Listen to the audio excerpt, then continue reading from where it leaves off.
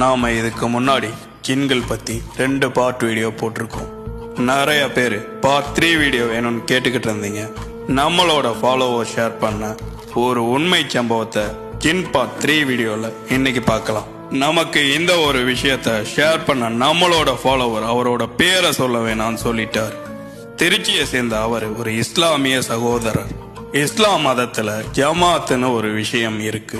ஒரு ஊர்ல இருந்து கிளம்பி இன்னொரு ஊர்ல இருக்கக்கூடிய பள்ளிவாசலுக்கு போய் அங்கேயே தங்கி அவங்களோட வழிபாட்டு முறை சம்பந்தப்பட்ட ஒரு விஷயம் அது. இந்த ஒரு ஜமாத்துக்காக திருச்சியில இருந்து இவர் கிளம்பி திண்டுக்கல்ல இருக்கக்கூடிய ஒரு பள்ளிவாசலுக்கு போறார். கிட்டத்தட்ட 40 நாள் அங்கே தங்கவும் செய்யறாரு.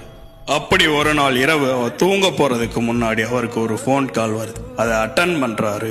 அவருக்கு ரொம்ப க்ளோஸ் ஆன, அவருக்கு ரொம்ப நெருங்கிய சொந்தமுமான அவரோட பிரதர் ஒருத்தர் மவுத் ஆயிட்டார், அதாவது இறந்துட்டார்.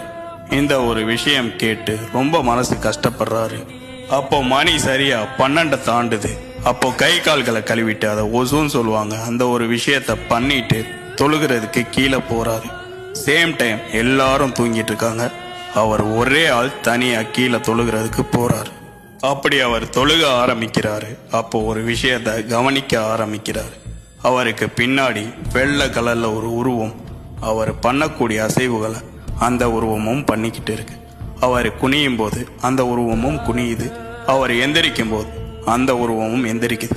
கிட்டத்தட்ட அந்த உருவமும் தொழுதுகிட்டு நிக்குது. ஒரு விஷயத்த மட்டும் அவர் ரொம்ப தெளிவா கண்டுபிடிக்கிறார். பின்னாடி நின்றுகிட்டு இருக்கக்கூடிய அந்த ஒரு உருவம் மனுஷன் இல்ல அப்படிங்கிறது உணர ஆரம்பிக்கிறார். ஒரு வழியா தொழுகையை முடிக்கிறாரு. கண் இமைக்கிற அந்த ஒரு நிமிஷத்துல ஓடவும் ஆரம்பிக்கிறார். அந்த உருவம் சட்டுன்னு மறைஞ்சும் போயிருக்கு. இந்த ஒரு விஷயத்த பார்த்த அவரு, நான் அங்க பார்த்தது ஜின் அப்படிங்கிற ஒரு விஷயத்த ரொம்ப ஆழமா நம்ம கிட்ட பதிவு பண்ணியிருந்தாரு. இது எல்லாத்தையும் விட இவர் சொன்ன இந்த ஒரு விஷயம் நம்மளை பயங்கர ஆச்சரியப்படுத்துச்சு. அது மட்டும் இல்ல, நமக்கே தெரியாத இந்த ஒரு விஷயத்த இவர் நம்ம கிட்ட ஷேர் பண்ணியிருந்தார். எப்படி இஸ்லாமிய நண்பர்கள் பள்ளிவாசல்ல போய் தொழுகுவாங்களோ அதே மாதிரி ஜின்கள் இரவு நேரத்துல பள்ளிவாசல்ல தொழுகுமா.